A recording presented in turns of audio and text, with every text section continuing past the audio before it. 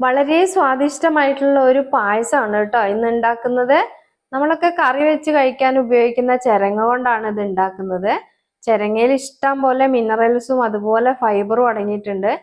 കുട്ടികളൊക്കെ ഇത് കറി വെച്ച് കഴിക്കുന്ന സമയത്ത് കഴിക്കാൻ താല്പര്യം കാണിക്കുന്നില്ലെങ്കിൽ നിങ്ങൾക്ക് ഇതേപോലെ പായസം ഉണ്ടാക്കി കൊടുക്കാൻ കഴിയും കേട്ടോ.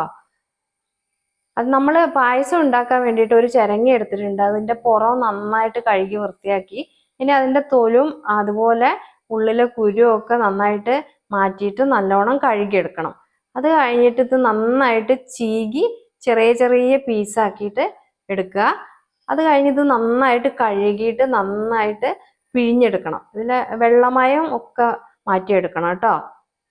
അങ്ങനെ ചെയ്യുമ്പോഴാണ് അത് കറക്റ്റ് നമുക്ക് പായസത്തിന്റെ ആ കൂട്ടിന് വേണ്ടിയിട്ട് റെഡി ആവുക.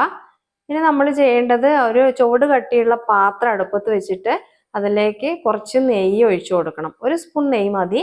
ഇനി നമ്മൾ റെഡിയാക്കി വെച്ചിട്ടുള്ള ചിരങ്ങയുടെ പീസ് അതിലേക്ക് ഇട്ട് കൊടുക്കുക. എന്നിട്ട് നന്നായിട്ട് വഴറ്റിയെടുക്കണം. ഇങ്ങനെ വഴറ്റിയെടുക്കുന്ന സമയത്ത് ബാക്കി വല്ല ജലാംശം ഉണ്ടെങ്കിൽ അതും കൂടെ പോകും കേട്ടോ. ഇനി ഇതിലേക്ക് നമ്മൾ 1.5 ലിറ്റർ പാല് കൂടി ചേർത്തിട്ട് ചെറിയ തീയിൽ വെച്ചിട്ട് നന്നായിട്ട് ഇളക്കി കൊടുക്കണം. ഏകദേശം വെന്ത് വരുന്ന സമയത്ത് 1 കപ്പ് സാബൂനരി വേവിച്ചത് കൂടി ചേർത്ത് കൊടുക്കണം. എന്നിട്ട് നന്നായിട്ട് ഇളക്കണം കേട്ടോ. ഇനി ഇതിലേക്ക് 400 ഗ്രാം ശർക്കര പാനിയാക്കിയത് കൂടി ചേർത്ത് കൊടുക്കുന്നുണ്ട്. അതിനുശേഷം ഇത് നന്നായിട്ട് ഇളക്കി യോജിപ്പിക്കണം.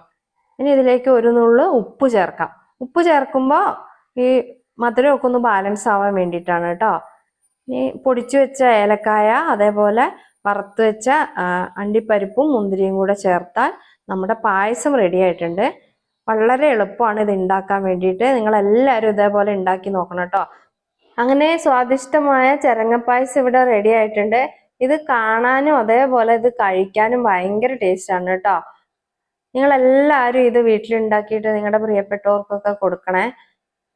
എല്ലാവരുടെ ജീവിതവും ഈ പായസം പോലെ തന്നെ മധുരമുള്ളതും സന്തോഷമുള്ളതും ഒക്കെ ആയിട്ട് മാറട്ടെ.